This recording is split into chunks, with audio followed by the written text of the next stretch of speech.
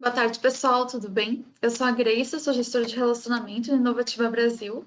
E hoje a gente está aqui com o Felipe, que também é gestor de relacionamento, então dá um tchauzinho, Felipe, para o pessoal. Olá, pessoal. Boa tarde. E hoje a gente está junto aqui com o Carlos, e ele vai estar falando com a gente sobre internacionalização. E é o nosso 10º Talk to Me desse ciclo. Então, só para alinhar um recado antes da gente iniciar, né, e apresentar devidamente o nosso mentor de hoje, a gente tem as questões a respeito do experience, né, rolando. Então, se vocês tiverem dúvidas sobre envio de pitch, sobre como vai funcionar, não se esqueçam que a gente nos próximos dias vai estar enviando a grade personalizada de cada um e também vocês têm mais informações na página dos empreendedores no próprio site, que foi enviado para vocês lá no início. Mas caso vocês tenham mais dúvidas, contatem o gestor de relacionamento de vocês para a gente resolver, tá bom? E voltando já para falar sobre o nosso tema, vamos falar um pouco sobre a dinâmica, na qual vocês já conhecem, que vão ser 30 minutos iniciais com a apresentação do conteúdo, tendo posteriormente 1 hora para perguntas e respostas. Então, durante a apresentação, vocês já podem ir encaminhando as suas perguntas para a gente conseguir organizar e fazer a ordem de priorização. Lembrando que quanto antes você enviar, maior a chance dela ser respondida, tá bom?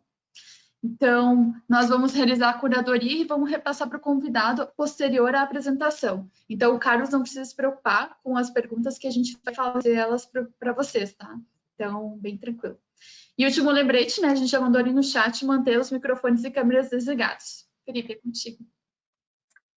Bem, para quem não conhece, o Carlos se apresenta como um veterano digital, pois em 2013 percebeu que o digital impactaria a sua vida profissional e a forma de fazer negócios. Nessa época, já tinha mais de 10 anos de experiência como executivo e 12 anos como empreendedor, sempre atuando em projetos de internacionalização. Estes mais de 20 anos abriu portas e desenvolveu parcerias de negócio em praticamente todos os países latino-americanos, e por 5 anos residiu e gerenciou uma operação no Chile. O ano de 2014 marcou o início da sua relação com o ecossistema de inovação brasileiro e, desde 2016, é mentor no Inovativa Brasil. Carlos, muito obrigado por toda a parceria e por tudo que já tem contribuído com os nossos programas. Sua principal habilidade é apoiar startups operacionais e atracionar e escalar o negócio. No último Innovative Experience, foi escolhido como um dos mentores de destaque do evento. Atualmente apoia comercialmente algumas destacadas empresas SaaS e tem a mentoria também como um produto em seu portfólio. Carlos, é um prazer ter você conosco e o Talk to Me dessa semana é todo seu. Que legal, muito prazer, pessoal. Obrigado, Felipe. Obrigado, Grace. Uma honra muito grande ter essa oportunidade de conversar com todo esse grupo aí. Alguns, talvez, imagino que o pessoal que eu venho mentorando deva estar assistindo. E, bom, estamos aí para ver se podemos ajudá-los nessa questão. Eu estou aqui com 2 telas, porque como o tempo é pequeno, a gente vai... eu procurei me já deixar alguns pontos aqui para ser bem direto, né? Então, vamos lá. O primeiro...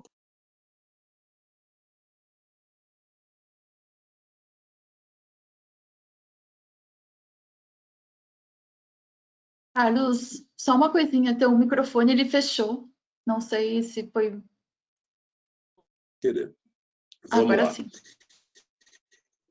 Ok. Como eu falava só aqui com o microfone fechado, vamos começar de novo. Eu comentava que, dentre os mentores que apoiam o Inovativa, eu conheço uma boa parte deles, porque já desde 2016 estou apoiando o projeto, mas sou capaz de fazer uma aposta que, se vocês perguntassem hoje para 10 mentores o que eles acham entre priorizar ou não a internacionalização, provavelmente 9 deles diriam que vocês deixem a internacionalização para um segundo momento. Tá? Eu contrario essa oposição e tenho um motivo para isso, né? E vou tentar defender essa ideia agora para vocês. Na minha visão, qualquer startup brasileira deveria nascer já pensando de forma global, né? E aí vamos ver o que está acontecendo aqui. Ok. talvez muito disso, dessa posição de vários mentores, é que existe, né, uma confusão entre a palavra internacionalização e a palavra e vender para o exterior. Na verdade, vender para o exterior é exportar. Internacionalização é uma coisa bem diferente disso, né? Por isso, o que eu defendo? Eu sei que uma empresa, qualquer startup, ela precisa ganhar uma certa musculatura para começar a pensar em fazer negócios fora do Brasil. O que eu defendo é que, desde o primeiro dia, ela pense de uma forma global. O grande objetivo e o grande desejo, o sonho de um mentor como eu, que trabalhou muitos anos nessa área e que viveu isso intensamente, é que a internacionalização ela passe a ser parte do mindset da empresa, né? E por isso eu vou embasar agora essa opinião partindo do seguinte. Primeiro, vocês lembram uma época que o 99, por exemplo, surfava sozinho nessa questão de mobilidade aqui no Brasil, até que entrou o Uber, né? Então, eu não sei como é que eles encararam isso, mas o que eu defendo é que vocês devam, desde o início, ter muito claro o que acontece lá fora, quem são os principais concorrentes de vocês, né? Porque aí eu faço aqui uma provocação. Quem é que diz que os concorrentes de vocês continuarão sendo indefinidamente só as empresas brasileiras, né?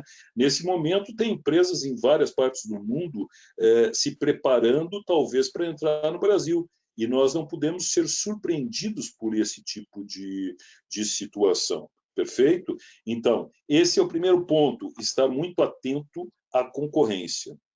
Ok? Tem um ponto aqui que eu ainda não consegui me acertar com esse passador de slides aqui. Bom, então, quem são os principais atores do seu segmento? É muito importante você entender isso, até para que você tenha um bench bacana em relação a tudo que acontece, né?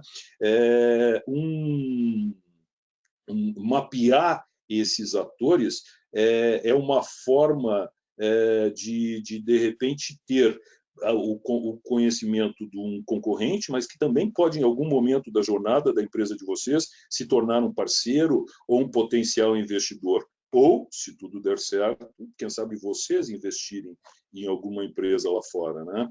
Então, é muito importante tudo isso. Se possível, então, a minha sugestão é que vocês procurem, assim que tiver algum recurso, utilizar uma ferramenta que é pouco conhecida pelas pessoas, que seria uma pesquisa em bases tecnológicas de patentes. O que está acontecendo nesse mundo das patentes? E eu sei que eu estou falando para startups de perfis completamente diferentes e em alguns casos, tem produtos ou serviços que poderiam ser patenteados, e em outros casos, não. Mas o fato é que, no Brasil, nós não temos a cultura de patentear produtos e, enquanto Estados Unidos e China, principalmente, estão patenteando tudo que é possível, né? E nós ficamos lá atrás, no finalzinho. Qualquer gráfico sobre registros de patentes que vocês tenham acesso, verificarão que o Brasil está muito aquém nessa questão. E aí eu coloquei alguns exemplos, né, de questões que podem... Sempre quando se pensa numa patente, se pensa em patentear um evento, algo físico. Mas não é bem assim. Eu vou tentar mostrar para vocês aqui que, quando se trata de criar um método novo, um sistema realmente inovador, também é factível patentear essa criação de vocês. Alguns exemplos típicos que poderiam ser feitas pesquisas relacionadas à patenteabilidade ou não. Uma realidade aumentada aplicada num segmento determinado, um sistema de georreferenciamento aplicado ao agro ou a qualquer outra função e outras mais, né? Aqui, por exemplo, eu vou citar para vocês. Alguma vez vocês têm ideia do que seja métodos e sistemas para aperfeiçoamento de uma ordenação de busca usando perguntas relacionadas. Interessante isso, né?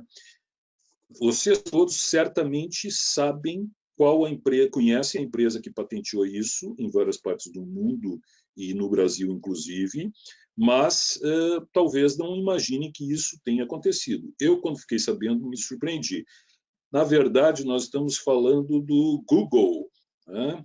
E aqui está a prova. O único slide que eu coloquei com imagem foi justamente essa imagem da patente do Google aqui no Brasil. O que é isso? É aquele sistema que lá no Gmail a gente está digitando e ele está antecipando as palavras que nós viremos a digitar. Então, embora software seja algo que basta colocar uma vírgula lá e já cairia, derrubaria a patente, se esse software, se uma plataforma estiver criando algo realmente novo, sim, é possível de patentear. Óbvio que para fazer isso tem que contratar uma empresa que seja especializada nessa questão. Eu confesso para vocês que isso eu aprendi há 6 meses atrás, apoiando uma outra startup que já está na fase de escalar e começou a pensar em investir numa aquisição, e eu envolvi uma empresa aqui de Santa Catarina que eu conheço, e eles fizeram uma pesquisa de patente e verificaram que o que eles estavam dispostos a investir já havia sido patenteado por uma outra empresa. Então, eu acabei, de alguma maneira, ajudando uma empresa a não investir em algo que não tinha possibilidade de patentear, né? Muito bem, seguindo nesse caminho, vamos imaginar que vocês têm os recursos, vocês encontraram uma empresa que saiba fazer isso, que seja especializada nessa área, e ela identificou que no segmento de vocês existem algumas patentes já feitas, né? Concedidas. Mas, de qualquer maneira, analisando isso que já está acontecendo lá fora, é uma forma também de vocês identificarem as lacunas que estão ficando em aberto.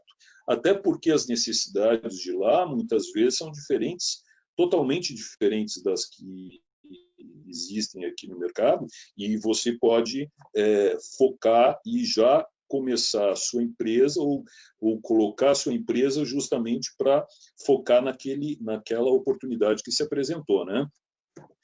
Outro detalhe, fiquem ligados, por que aí é importante ter essa questão, a visão global, ficar muito ligados dos projetos de aceleração fora do Brasil, tá? Provavelmente os meus amigos da Checklist Fácil, que é uma das empresas que eu mentorei durante esse período, devam estar por aí nos assistindo. E o caso deles não é nenhum segredo, eu posso contar. Eles foram acelerados lá no México e hoje tem uma operação no México com escritório e tal, e eu tenho certeza que é muito resultado da aceleração que aconteceu. Então, assim como eles entraram nesse projeto de aceleração de lá, existem vários projetos espalhados pelo mundo que eventualmente acabam sendo a forma de você realmente, às vezes, até antecipar a sua saída para o exterior, né? Ou, normalmente, eles solicitam a criação de, pelo menos, um escritório lá fora, né? Mas, às vezes, o projeto de aceleração acaba acelerando, com perdão da redundância, toda a internacionalização da empresa, né? Outro detalhe importante é que, a partir do momento que você passa a se conectar com o que acontece no mundo, você começa a ter mais possibilidades de atrair parceiros e potenciais investidores. eu tive a oportunidade e sigo em contato com alguma, de primeiro mentorar e agora sigo em contato com algumas startups aí do Inovativa, que são da área de hardware, na área de robótica, por exemplo, e que eles necessitam da parte de hardware lá de fora. Então, quanto mais conectado e próximo desse mundo, desses fornecedores, mais chance tem de começar a ter um fornecimento fluido, né? O grande ganho de tudo isso, como eu digo, acaba sendo, mais que tudo, o aprendizado, né? No mínimo, você vem com um aprendizado, quando você está com essa visão, você traz todo um aprendizado que você encontra lá fora para a tua operação aqui no Brasil, até que chegue o momento de realmente sair para o mundo, né? Um minutinho mais aqui. Pulei 2, né? Então, vamos lá. E agora eu vou começar em dicas básicas, certo? Eu estou meio perdido no horário aqui, quantos minutos já deu, mas vamos embora. Depois, quando faltar aí uns 5, 10 minutos, por favor, me sinalize, Felipe ou Grace, perfeito? Eu estou acelerando talvez até um pouquinho demais aqui. Dicas básicas para que isso se viabilize. A questão da marca.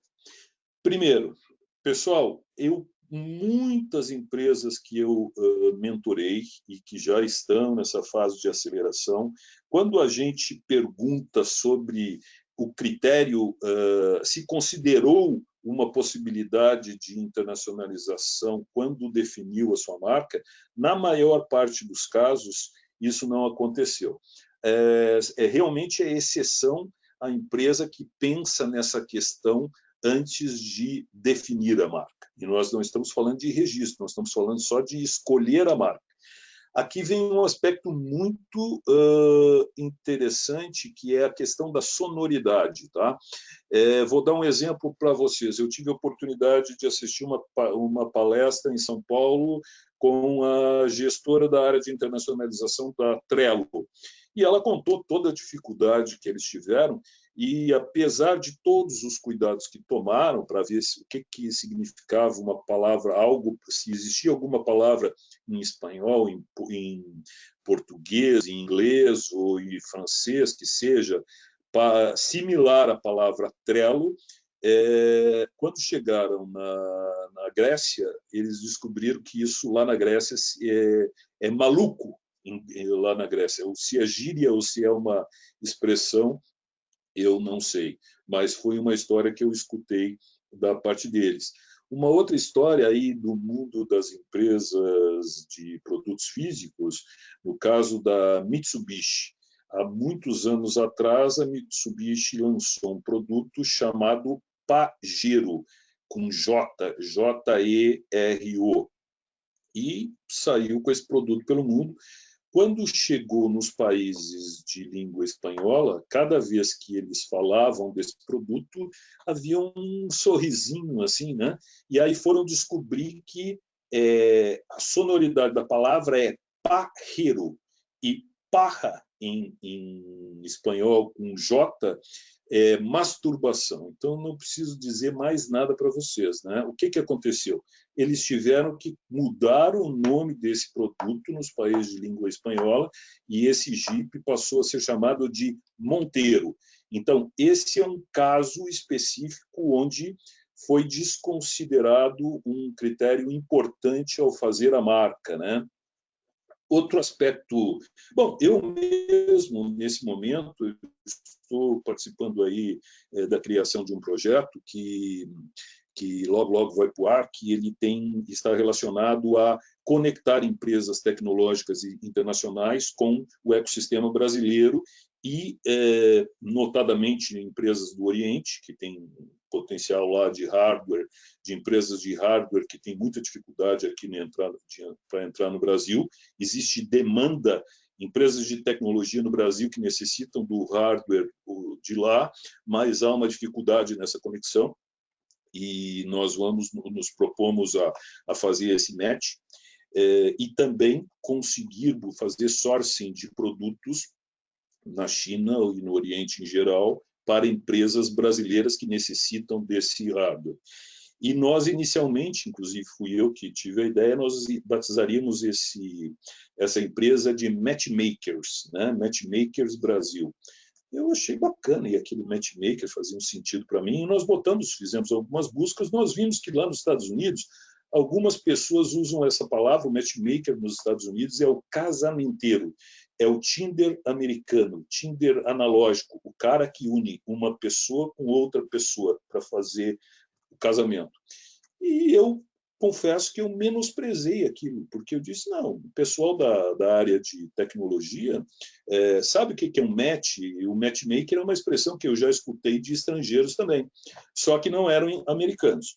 E nós escolhemos o domínio, fomos para fazer o registro da marca, estávamos quase, o site praticamente pronto, quase colocando no ar, e fizemos aquela etapa última de mandar para alguns amigos no exterior.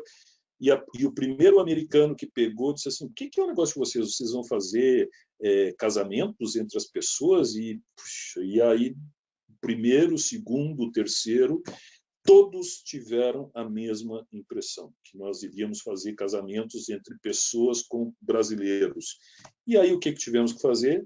Mudamos a marca, estamos agora registrando uma segunda marca. Então, mesmo o especialista cai nesse tipo de armadilha, muitas vezes, porque quer impor uma expressão que ele acha bacana, né? Então, pesquisem viabilidade de registro no exterior, comecem olhando no Google o que vai aparecer numa marca, se não fizeram ainda, façam agora com as suas marcas. Se tiverem algum recurso e estiverem por registrar a marca no Brasil, verifiquem se ela está disponível no exterior, porque isso é uma garantia importante. A questão dos domínios me parece básica, mas tem muita gente que esquece de, ao criar a empresa, verificar se os domínios .com estão disponíveis. Ou se não tem alguma empresa que já registrou .com ou sei lá o quê, e que seja uma concorrente que vai gerar um conflito depois. Então, toda essa pesquisa é bem importante, né? Um outro aspecto, uma outra dica que eu coloco, e que muitas empresas, a maioria não tem muito clara, é que além da necessidade de tradução de um software, de um site, a primeira coisa que se pensa é vamos traduzir o site. Ok, é fácil, né? Mas, além disso, tem a questão da localização, certo? A primeira aplicação dessas duas questões, tradução e localização, eu abordo aqui na questão de produção de conteúdo, ok? Por exemplo, você aqui no Brasil tem uma estrutura de embalde, está produzindo conteúdos num blog e redes sociais que atraem leads e que são muito bacanas, e você tenta simplesmente traduzir isso para entrar no Chile, por exemplo, né? Talvez os exemplos que você usou, os cases que você comentou, as premissas que você utilizou na produção daquele conteúdo não façam nenhum sentido para um chileno. E isso é o mais provável que venha a acontecer. Então, não basta simplesmente pegar um conteúdo, traduzir para o outro idioma, no caso do espanhol. Tem que inserir contextos locais para que esse conteúdo tenha eficácia, né? Eu vou dar um exemplo também que não é segredo para ninguém. Vocês devem conhecer a Resultados Digitais aqui de Floripa, né?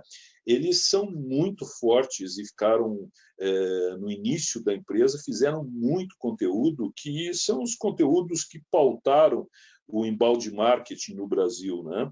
E quando eles começaram a sair, eles se bateram muito nessa questão de o que fazer em termos de conteúdo lá fora. E foi aí que eles se deram conta que, em alguns mercados, eles deveriam publicar hoje conteúdos que eles produziram no Brasil há 3, 4 anos atrás, porque o nível de maturidade desses mercados está 3, 4 anos atrasado em relação ao Brasil, e sempre relacionando com situações locais para ter mais efeito. Quando eles passaram a fazer isso, o resultado melhorou bastante, né? Mas a questão de localização e tradução, ela se aplica também nas versões de um software, certo? Muitas vezes um software ele é desenvolvido, mas ele não é desenvolvido de uma maneira para que a qualquer momento ele possa ser passado para um outro idioma. Eu não sou programador, mas eu sei que isso é assim. Se você, ao desenvolver, pensar que em algum momento vai ser obrigado a colocar tudo aquilo para um ou mais ou vários outros idiomas, é muito mais fácil. É uma premissa muito importante, né? Mas tampouco é só isso. Tem alguns outros, para quem desenvolve software, tem alguns outros pontos importantes que são as questões relacionadas a campos. Por exemplo, unidade federativa no Brasil, o SC, por exemplo, de Santa Catarina.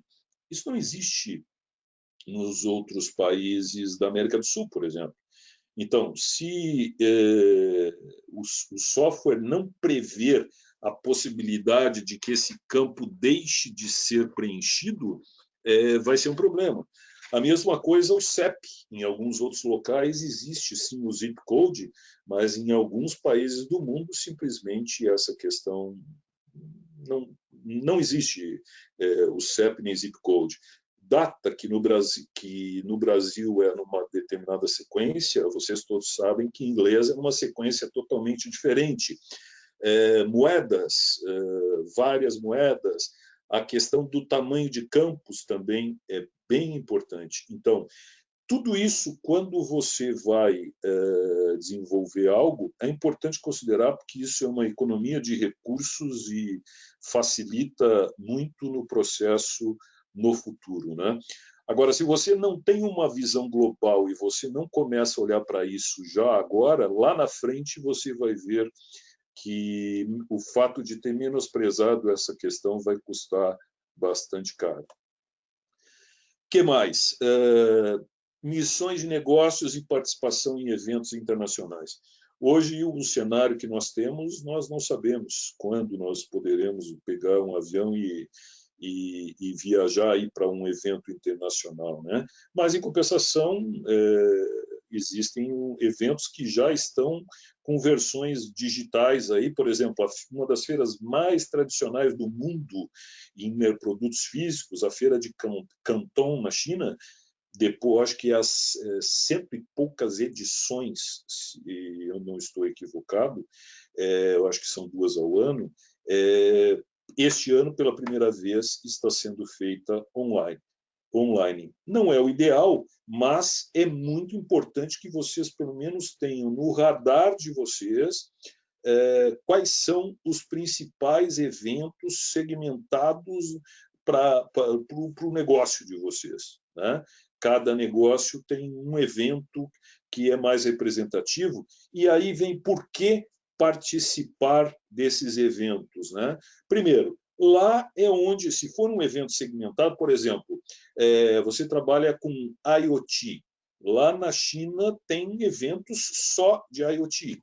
Depois tem um evento só de inteligência artificial. Então, digamos que você tenha recursos ou tenha como se programar para que daqui a algum tempo você participe de um evento desses. Por que participar? Primeiro, porque lá os principais players do mundo estarão lá. Você vai conhecer concorrentes, você vai, de novo, repetindo, possíveis parceiros, possíveis investidores, você vai aprender, você vai se conectar e você vai voltar com uma bagagem enorme num evento desses, né? Aí tem aqui algumas dicas, né, que eu tinha anotado. Então, mapear, não esperar nunca o melhor momento para isso, porque esse melhor momento nunca vai acontecer. Normalmente são investimentos que não são pequenos, né? Mas coloque dentro do projeto, como um custo de projeto, para participar de um evento desses, porque é bastante importante, né? E depois compartilhe, compartilhe com o time para somar e multiplicar isso dentro do negócio, né? Agora, sim, há quantos minutos nós estamos? Vocês podem me avisar por aí, uns 20 minutos por aí? A gente tem mais uns 5, porém dá para passar um pouquinho, Carlos. Legal, perfeito. Bom, vamos falar de pessoas, então. Pessoas sempre é um grande desafio e num projeto de internacionalização não é diferente, né? Primeiro, talentos. Nunca, se você botou no radar que quer se internacionalizar daqui a um determinado tempo, que quer começar a vender de qualquer forma que seja, comece a pensar em trazer algum talento estrangeiro. Hoje é muito comum que estrangeiros queiram fazer estágios no Brasil. Aqui em Florianópolis, então, que é um lugar que todo mundo gosta de morar, é um lugar bacana para atrair pessoas da América do Sul, né? Jovens da América do Sul, e normalmente eles vêm com muita garra, com uma formação bacana, e é uma coisa que vale a pena investir. Outra coisa é desenvolver entre a equipe interna o desejo de que eles se preparem para as oportunidades que surgirão a partir da internacionalização. Nessa questão, o ideal sempre é mandar alguém daqui para que leve um pouco da cultura da empresa também, né? E mesclar com pessoas lá fora. Mas cada empresa tem um modelo e a gente vai falar um pouco mais sobre isso mais adiante. Na questão de mercados, que é um outro ponto importante, não se deixem iludir por aquela coisa de que o maior mercado é a melhor opção. Não é assim, isso é muito perigoso. Isso, muitas vezes, a gente tem uma situação bem típica assim, né? Os caras que vão para os Estados Unidos e chegam lá no escritório de advocacia ou de contabilidade e dizem, não, eu vim aqui, eu quero armar uma empresa aqui nos Estados Unidos.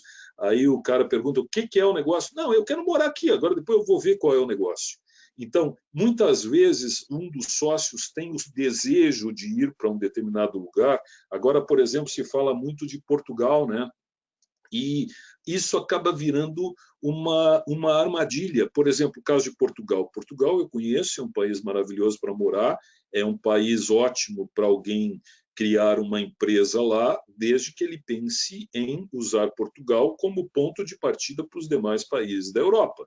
Agora, se a empresa não tem uma estrutura para montar um time lá depois com profissionais que falem vários idiomas, para entrar nesses outros países da Europa e quer mandar alguém que fala português e um pouquinho de inglês para morar lá e acha que vai ter resultado, provavelmente acabe se arrependendo, porque o mercado de português ele é muito pequeno, né?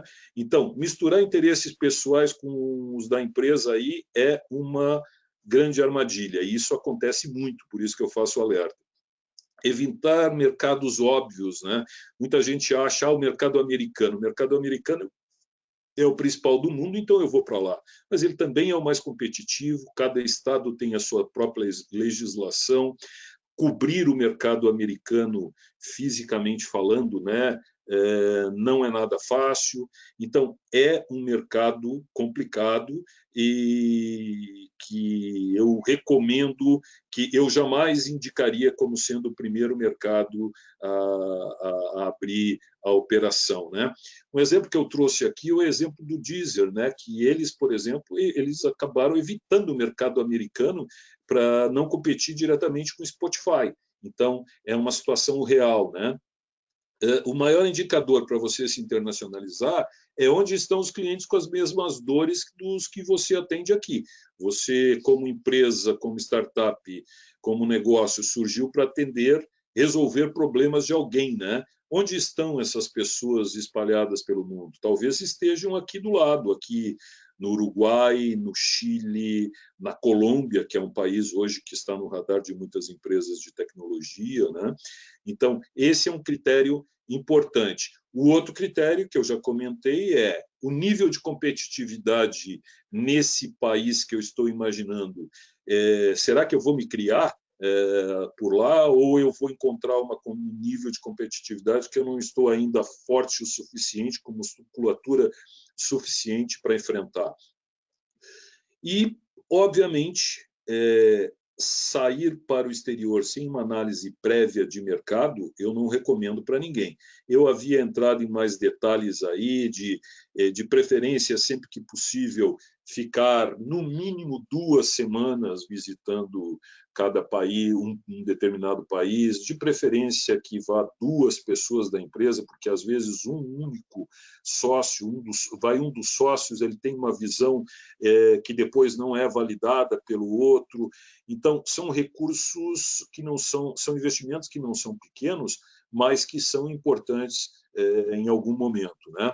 Até porque hoje é possível de lá continuar trabalhando e atendendo a operação daqui, né?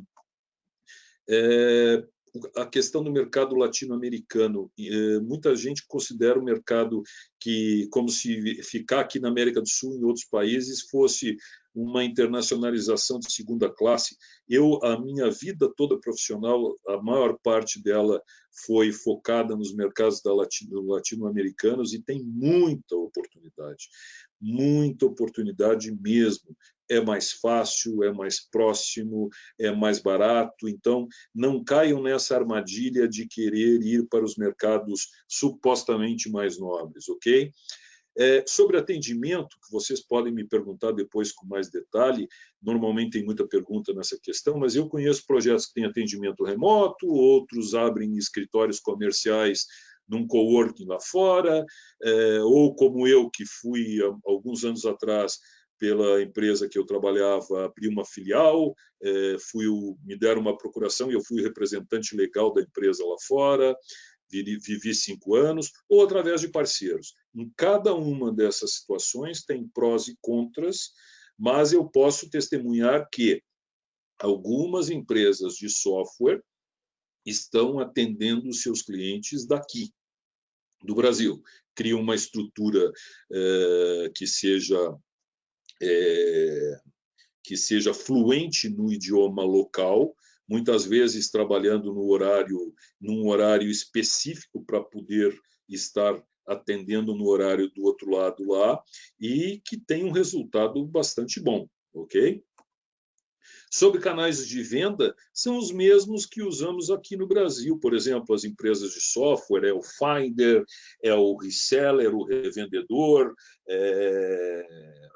a empresa parceira. Tem várias formas de trabalhar. Então, se você tem uma estrutura de canais bem estruturada aqui no Brasil, que é, inclusive, uma parte que eu apoio várias startups aí como mentor, muitos desses modelos podem ser testados e validados lá fora, que provavelmente possam dar resultado, né?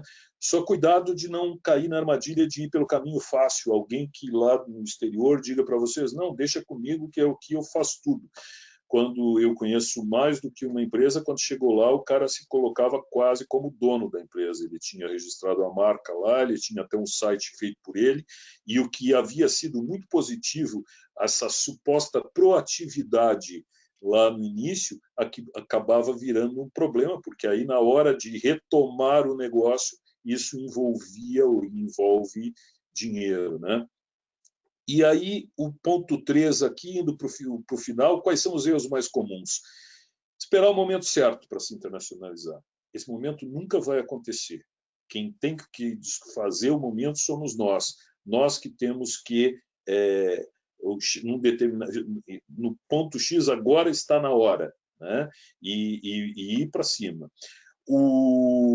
Acreditar que isso é coisa de empresa grande. Não é assim. Tem muitas empresas pequenas de nicho que acabam tendo muito sucesso no seu processo de internacionalização e exportando serviços, ou criando estruturas lá fora, porque tem o produto certo para aquele mercado, né? E fizeram todo o processo da forma mais correta.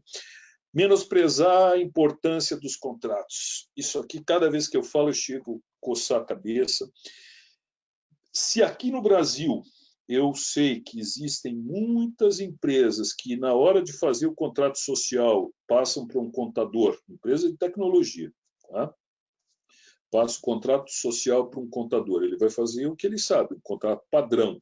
Não vai colocar cláusula de todas essas cláusulas relacionadas a esse mundo da inovação, que eu não vou entrar no detalhe agora.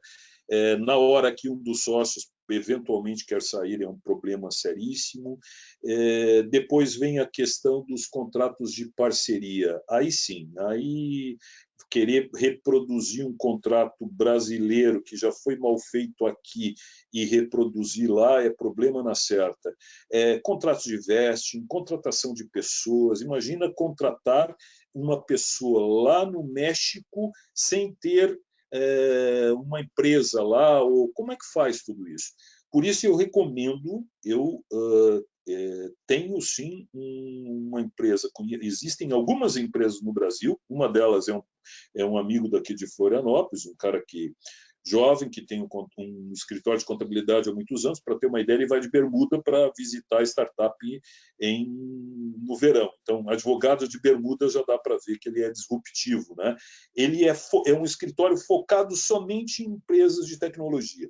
E eu recomendo que o quanto antes vocês busquem uma alternativa desse tipo para a operação de vocês aqui no Brasil, mas quando pensarem em se internacionalizar, por favor, tenham apoio de alguém desse tipo que vai se conectar com, se não tiver parcerias locais, que é o caso, e é o que existe em alguns casos, vai poder sentar com o advogado de lá e falar de igual para igual, né? Eu vivi isso no Chile e sei a dificuldade, mesmo tendo boas noções de direito. Sou um administrador de empresas, mas mesmo tendo boas noções de direito, há alguns anos atrás eu vivi isso na pele quando fui constituir uma empresa lá fora, né? Outra coisa, meios de pagamento. Fazer um evento. Aqui eu tenho duas situações. Quem vai para a China e quer pagar alguma coisa com cartão de crédito ou em dinheiro, sendo que lá hoje eles só usam o WeChat e outros super apps que eles têm lá para fazer pagamento. Hoje praticamente é impossível pagar algo na China sem ter um desses aplicativos locais, que é um extremo, né? Aliás, quem não assistiu ainda e tem interesse de entender por que a China está vários anos na nossa frente nessa área de tecnologia nesse momento, assista 8 episódios do Expresso Futuro. Ronaldo Lemos, o cara que é só botar no YouTube, aí vocês vão encontrar, está maravilhoso, é para cair na real de tudo que está acontecendo lá e, eventualmente, até se preparar para aplicar alguma coisa no Brasil. Mas o extremo oposto, por exemplo, é chegar a fazer um evento, uma situação real que eu vivi, um evento de tecnologia na Bolívia e botar para vender via digital.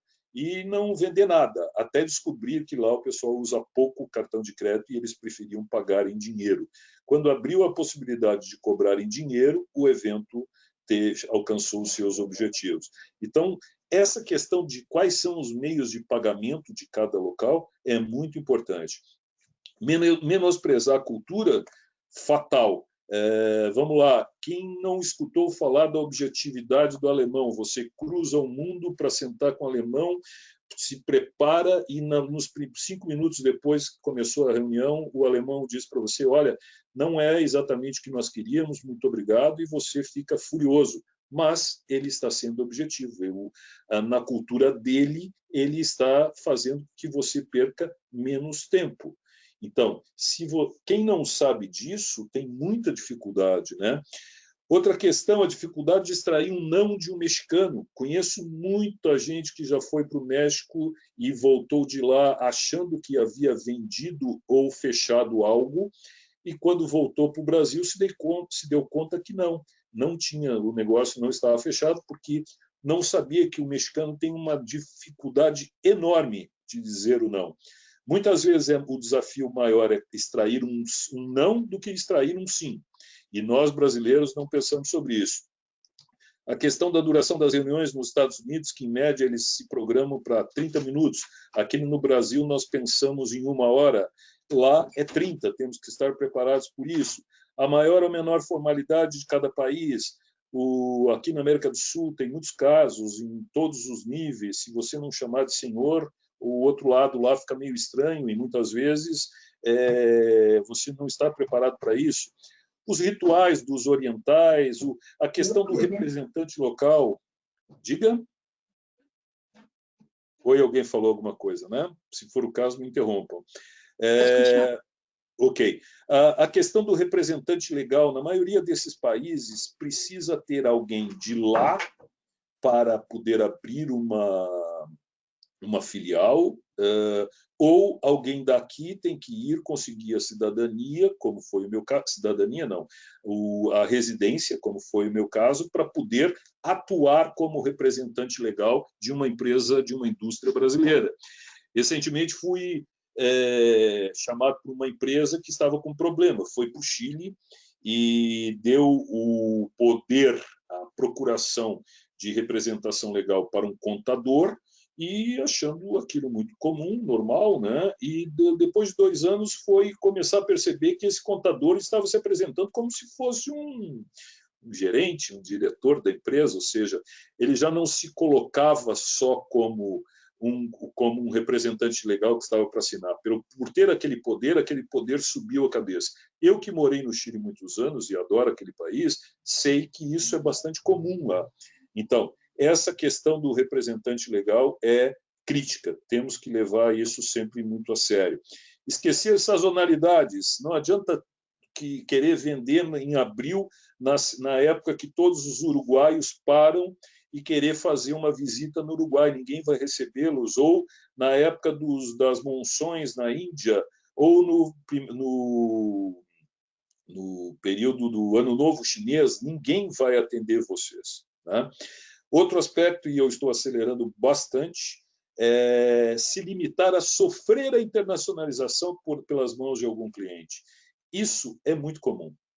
Aqui em Florianópolis, nós temos um ecossistema bastante maduro, onde várias empresas já estão nessa fase da internacionalização, operando. Eu mesmo sou parceiro de uma empresa que está hoje em 20 países, além do Brasil, e na maioria dos casos começou por uma conta grande aqui no Brasil, de uma multinacional, que disse: eu quero levar isso para os demais países da América Latina, ou eu quero levar esse software para tal lugar.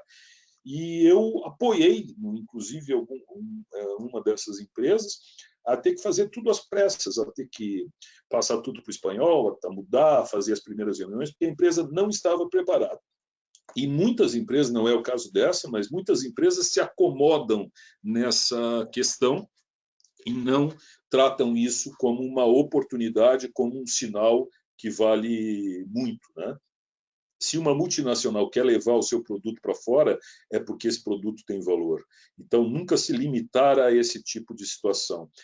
Outro detalhe que também poderia ser um encontro só para falar sobre isso é a questão de ter a matriz aqui e uma filial lá fora, mas cada empresa com uma cultura diferente. Isso é muito comum e unir essa cultura, criar uma cultura única, é um grande desafio e um erro muito comum entre as empresas. Questão das ferramentas de comunicação e redes sociais, hábitos específicos. Nós somos o país do WhatsApp. Outros mercados, o pessoal usa pouco o WhatsApp. Na China, o pessoal só usa o WeChat, né? Então, em outros mercados, o pessoal ainda adora o e-mail, e outros ele é desconsiderado. Então, saber exatamente quais as redes sociais e quais as ferramentas de comunicação esse mercado utiliza, saber isso de antemão e não ser surpreendido por essas questões, impacta muito na questão aí de comunicação e até a questão de buscar leads, né? E aí vem uma outra coisa também, que é não se preparar para fazer as perguntas certas. Vamos lá. Muita gente sai daqui, muitas vezes o CEO da empresa vai para os Estados Unidos, senta com um advogado, paga uma grana, aí faz algumas perguntas, o cara dá algumas respostas. Aí ele fica com algumas dúvidas, na viagem seguinte, ele vai em outro advogado, faz as mesmas perguntas ou algumas perguntas parecidas, o outro advogado dá um parecer totalmente diferente. E eu já escutei de um CEO de uma empresa grande dizendo: cada cara que eu falo lá me dá uma resposta. E eu, quando tive a oportunidade, chamei ele no canto e disse para ele: olha, talvez você não esteja fazendo as perguntas certas. E aí caiu a ficha. Quando você não sabe exatamente o que perguntar, ou seja, você não tem ideia de como é que as coisas funcionam, você não se coloca no lugar da outra parte, você acaba fazendo perguntas erradas. E para perguntas erradas, respostas erradas. É aí que um profissional como eu e outros do mercado, que são mentores especializados nesta área, podem colaborar, evitando que se caia em algumas armadilhas, né? O que aqui no Brasil às vezes é bacana, né? Oferece aí o uso da ferramenta de forma gratuita, em outros lugares pode ser entendido como desvalorizar o seu próprio produto. Muito cuidado com isso, certo? É uma questão cultural também. Oferecer algo gratuito no exterior, em alguns países em especial, na Europa, por exemplo, é a mesma coisa que dizer: pega aí o meu produto porque ninguém quer, ok?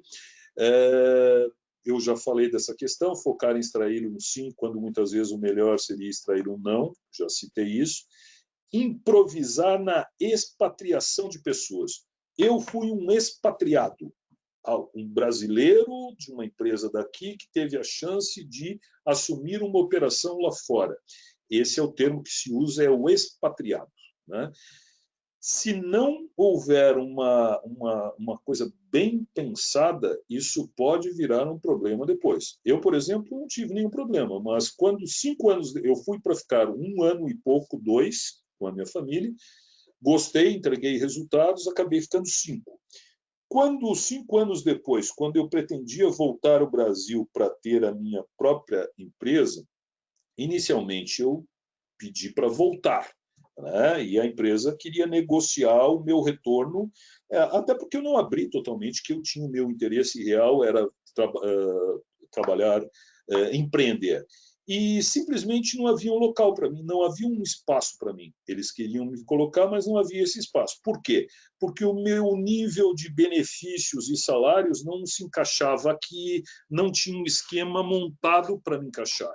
Então, era um programa de expatriados que não previa essa questão do retorno, né?